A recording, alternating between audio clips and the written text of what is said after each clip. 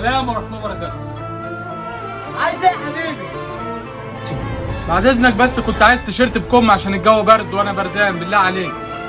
التيشيرت ايه يا حبيبي اللي انت عايزه بشكلك المقرف دوت؟ يلا يا عم اتكل على الله، يلا يا عم امشي بشكلك اللي ده ايه وحش. يا ابني اللي انت بتعمله ده؟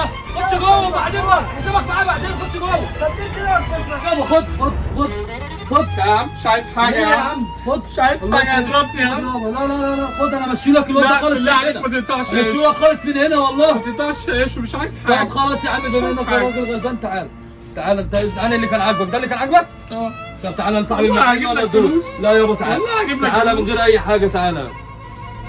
خلاص لا مش عايز شنطه مش هتعبك انا تسلم يا باشا انا هلبسه كده. حبيبي